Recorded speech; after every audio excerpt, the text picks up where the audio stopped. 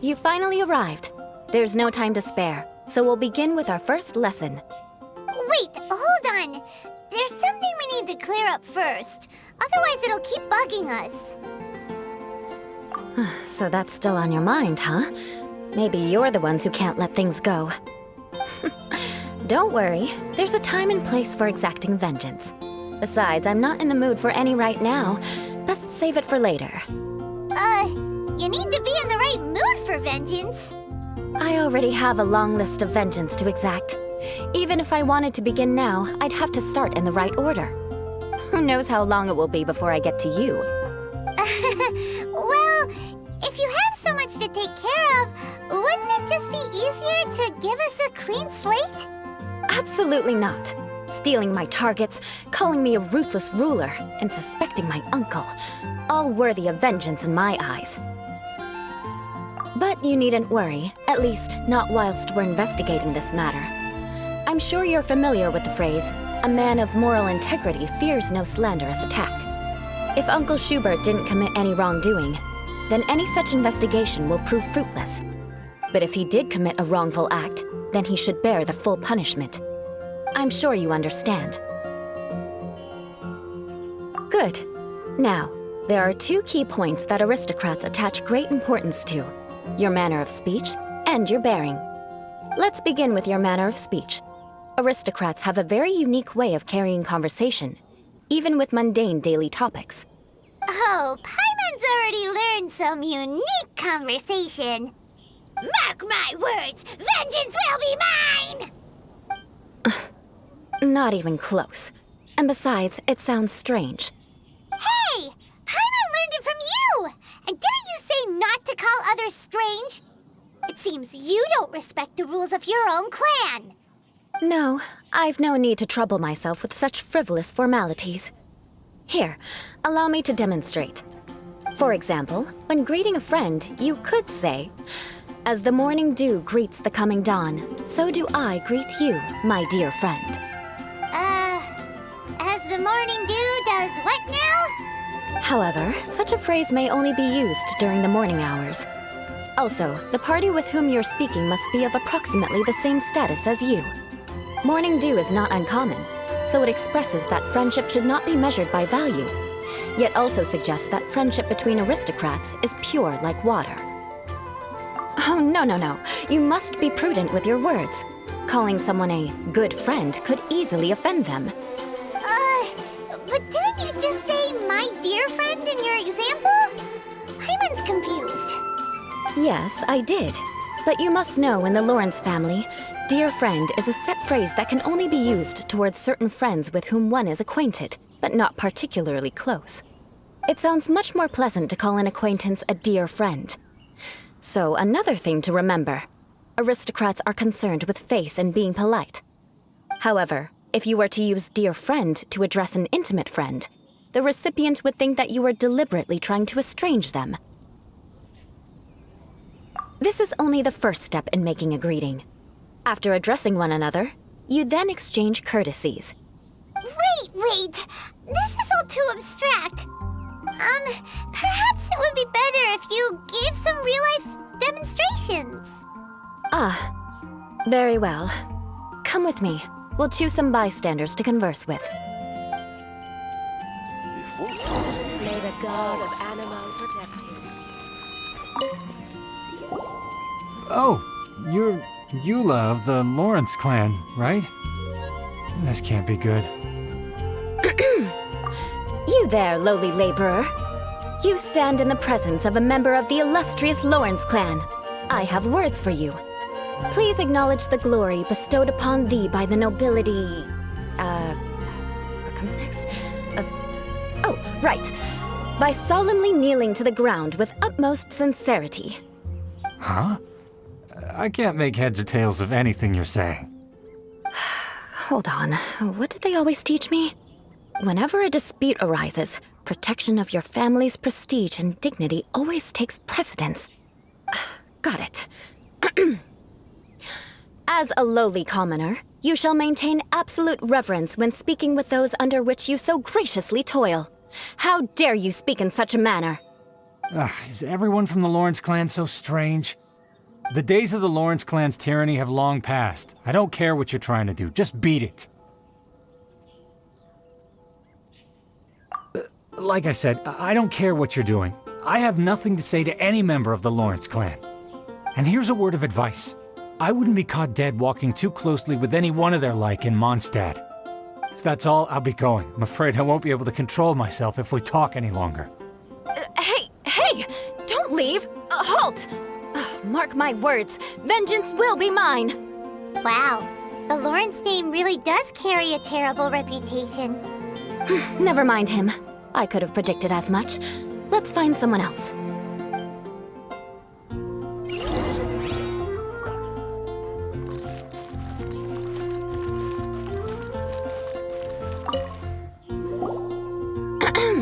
You there, lowly toiler.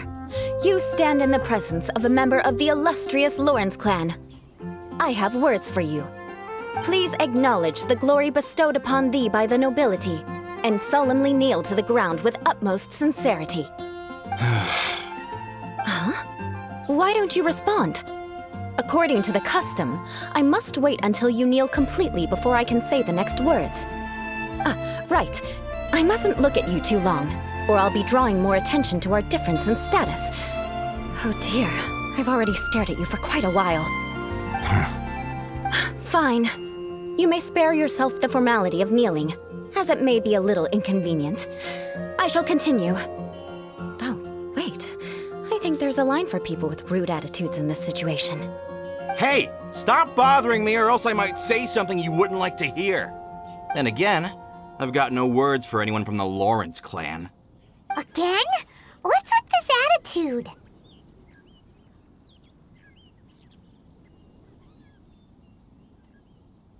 Yes, I don't think his attitude will change. If I keep grandstanding like this, the outcome won't be good. Let's try to find someone else to talk to. I'll remember your unwillingness to comply. Mark my words, vengeance will be mine.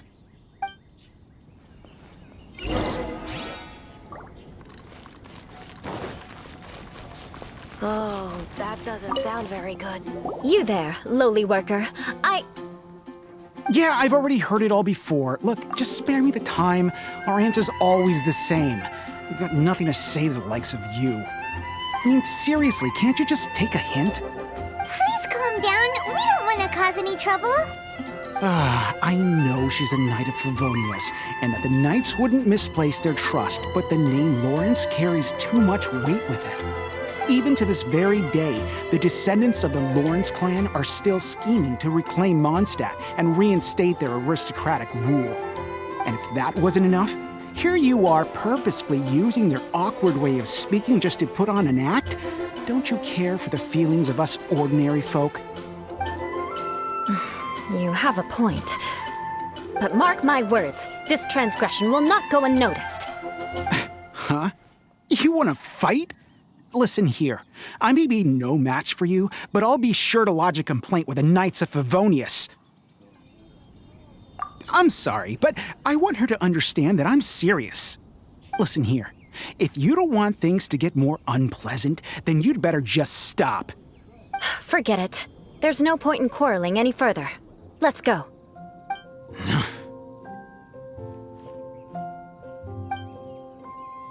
It's all right. This happens quite often. Let's find someone else to talk to. Paimon thinks we've seen enough now. Let's just stop. Actually, Paimon thinks we should apologize for asking you to demonstrate for us. We had no idea the feelings between the Lawrence clan and the people of Mondstadt were so bitter. What can we do? The Lawrence name is already a dirty word among every household in Mondstadt. Even 3-year-olds know the story. I see this kind of attitude all the time.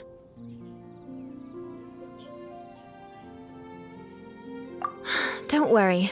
What with me being a Knight of Favonius, they're usually willing to speak a few words with me. Perhaps my aristocratic manner of speech provoked them today. Believe me, it's not a big issue. So this is the way things are normally for you? There's no need for them to direct their anger at you personally. That's the way things are. Perhaps it's just fate for those who have made mistakes. Accepting punishment is only fair, right? But when your family has committed atrocities, I'm afraid there's no easy path to reconciliation. As memories are carried in the city breeze, the faults of such grievances are passed from one generation to the next. It is now my turn to bear this burden. At least I have a means of living a relatively normal life compared to the elders of my family. I have nothing to be discontented about. Yeah, why were you so willing to try and demonstrate for us? Oh, that reminds me. That last person will not escape my vengeance either. Let's leave it at that. Just think of it as something I like to do. But unfortunately, you probably didn't learn much from those conversations. It seems we have no other choice but to find more people to talk to. No need! Besides, the Traveler's pretty sharp, and nothing gets in our way on an adventure. Paimon thinks we got the gist of it now. Right? Right? We'll just have to roll with it for now. Let's just keep Eula from getting anyone else riled up. Well then, I'm glad you learned something. You're already halfway toward mastering aristocratic conduct. A proper manner of speech is more aesthetic than anything else. It stems from their taste for refinement. But we must also practice your bearing. I have a very effective way of training for this. Come with me to Dragonspine.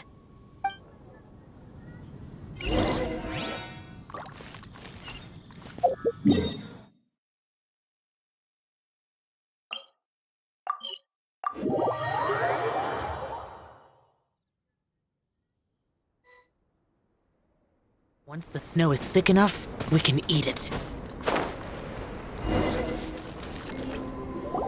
It's so cold. Does aristocrat training really need to be done here? If you wish to truly achieve the dignified conduct of an aristocrat, you must learn to remain composed and elegant even amidst harsh conditions. For example, you can see that part of the path up ahead is quite difficult to traverse. But a well-trained aristocrat would not only effortlessly proceed forward, but do so without a stain on their garment and their elegance fully intact. Paimon thinks we've left the realm of aristocrats and entered the realm of adventuring. Compared to what we've already seen, this should be a piece of cake. Uh-huh. This is where you can finally apply some of your adventuring knowledge. You look pretty confident this time. All right, let's get started. Remember, you must be graceful and elegant. Don't get knocked or launched into the air. That would be most unsightly.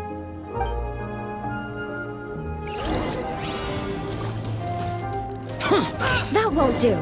You've exposed your shortcomings. No need to worry. Head back to the starting point and try again. It'll be difficult at first, but the key is to remain patient. Let's try again. Remember, you must be elegant. Don't get knocked or launched into the air.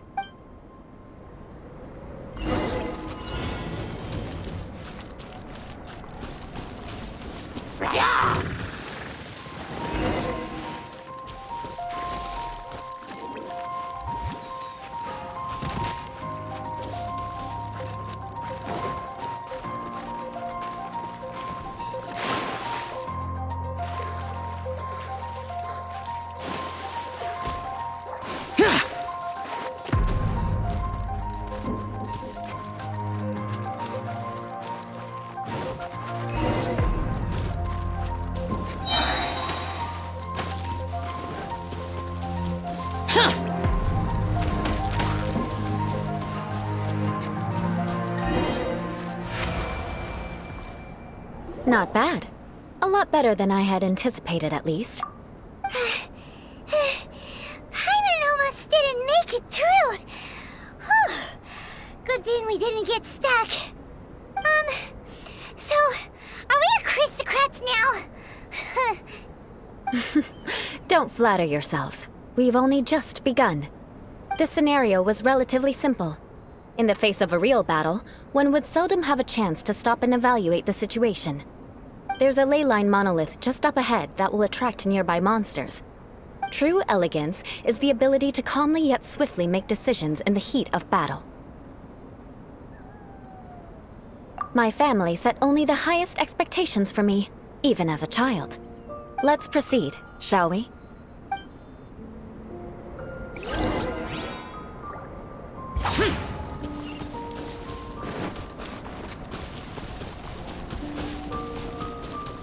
This is the ley line monolith.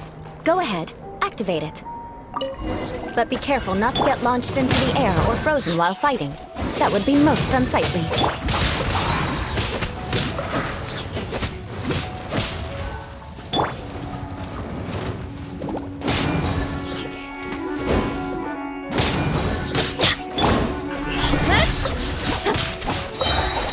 Cut to the chase! You failed this time. What a shame. But not to worry. It's just training after all. Let's try again. Everybody stand back! Speed hook!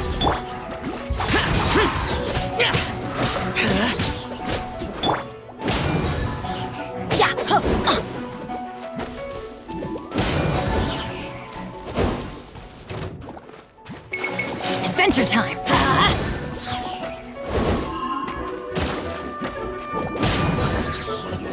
Teamwork is dreamwork!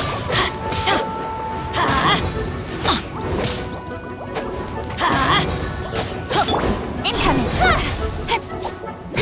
You failed this time. What a shame. But not to worry. It's just training after all. Let's try again.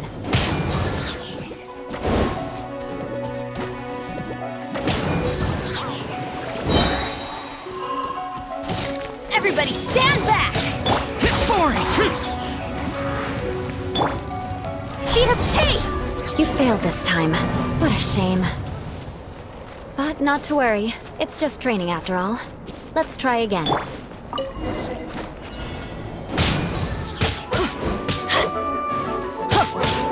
Yeah, let's light it up!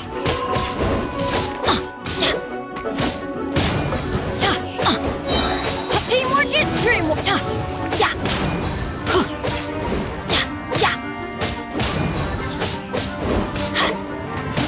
Let's light it up!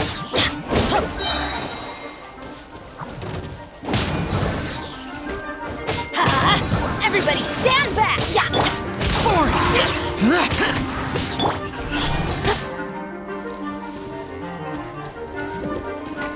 With sword comes shadow.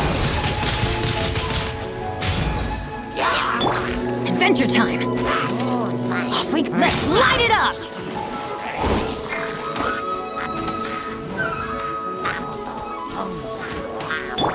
Evil conquering! Here!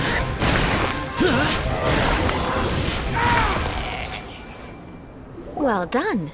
Your performance was most impressive. And you managed to remain calm even in these grueling dragonspine surroundings. I'm starting to wonder if even I could have done the same. Given such an outstanding performance, it seems there is little left for me to teach you. Like Paimon said, adventuring is our specialty. So that's it for our training, right? Then let's get out of Dragonspine before Paimon turns into a popsicle. Hold on. I was commending the Traveler's performance just now. You, on the other hand, seem to have made no progress at all. What? You mean Paimon was also part of the training? Yes, of course. You were frantically flying and dashing about throughout the entire thing. Not an elegant sight at all. Did you even listen to anything I was trying to teach you? Hey! That's not true! Paimon was just focusing on you the whole time! Whatever the reason, not heeding my instructions. A cause for vengeance, perhaps. Now, drink this. Huh? What is it? Are you trying to poison Paimon? Certainly not. It's warm milk. Didn't you just say that you were freezing? Drink it and it'll help warm you up. Oh, thank you. Are you still planning on the whole vengeance thing? If I wasn't, then why would I care about you being cold? If you turned into a Paimon popsicle, that would ruin my plans for vengeance now, wouldn't it? So, dear friend, don't die on me out here. Ah! Paimon knew something was off! All in the name of vengeance. No need to thank me. Now then, given that your training is complete, it's time we return to Mondstadt. Our last step will be preparing a cordial gift to present to my uncle when you meet him. I already have something in mind. Let's pay Sarah a visit at Good Hunter.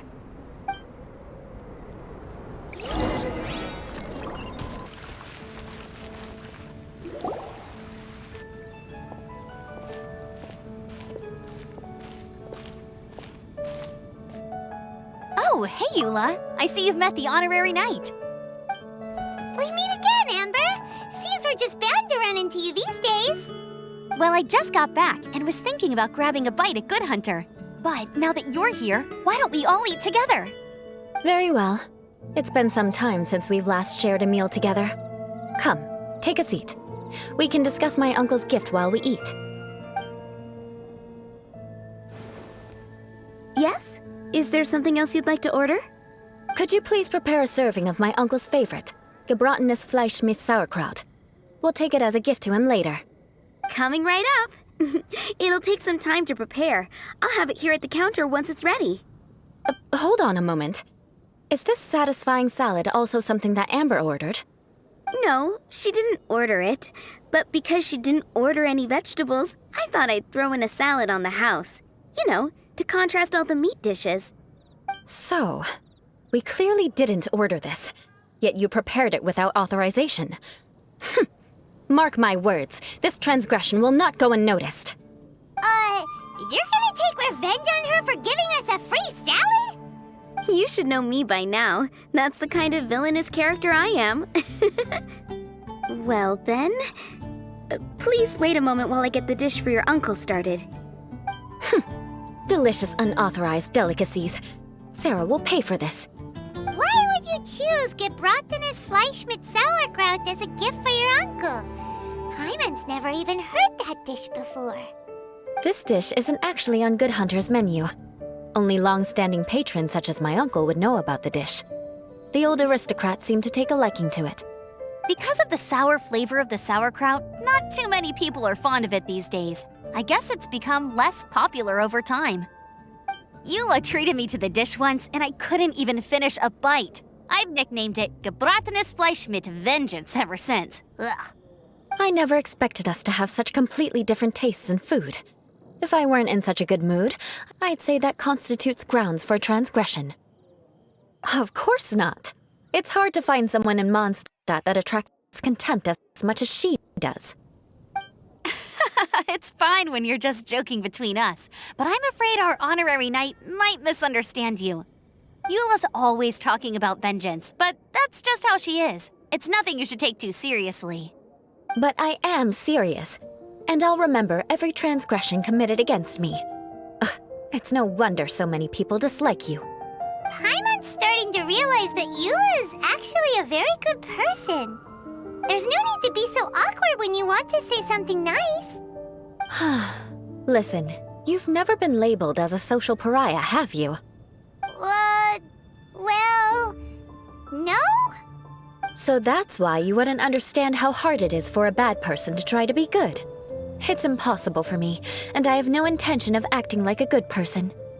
All right, no need to look so sullen. I'm just kidding.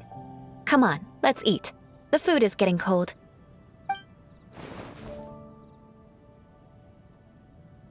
Oh, I'm stuffed. I'll see Sarah about the bill. No need. I've left the mora under the plate. If you try to settle it with her in person, she won't accept payment for the salad. Don't underestimate my ability to exact revenge. Sarah won't get the upper hand this time. All right, next you should pay my uncle a visit. He has a small camp at the top of the mountain near Springvale. He usually whiles his time away there when there's nothing else to do. Aren't you coming with us, Eula? I'm afraid that wouldn't be very convenient for me. It'd be better if you two went alone. Ah, yes. Please do remember to pick up the dish from Sarah. I still have more recon to do in the wilderness. Well, until next time. Let's meet again. What an interesting bunch you are.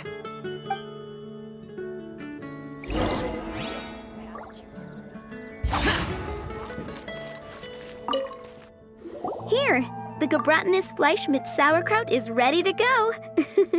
Be sure to eat it while it's hot, otherwise the flavor will be spoiled.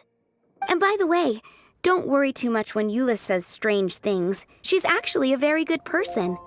Paimon's been meaning to ask. No one could stand the sight of Eula when she was trying to speak with the others in Mondstadt earlier.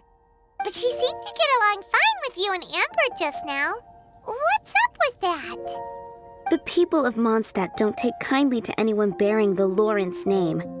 They are unable to see past her family, therefore they don't actually see Eula for herself. So no matter what Eula tries to do, it's seen as a wrongdoing. It essentially strips the meaning of anything she tries to accomplish. How come you're able to see Eula differently then? Well, when she joined the Knights of Favonius, it caused quite an uproar. Many people signed a petition demanding that the Knights reverse their decision. At the same time, numerous members of the Lawrence clan crowded the entrance of the Knights of Favonius headquarters, clamoring for Eula to give an explanation. Whoa! So both sides were unhappy. That's right. So you can imagine how determined Eula must have been under such circumstances. But thanks to Grandmaster Varka and the unwavering attitudes of others in the Knights of Favonius, they were able to quell the unrest. Tensions still remain beneath the surface, I'm afraid. In the eyes of the people, she's a stain on the Knights of Favonius. And in the eyes of the Lawrence clan, she's a disgrace to her family. But she simply fulfills her duty as a knight, silently helping one person after another, myself included. People like Eula should be approached with care and understanding. She could stand to be treated a little more fairly.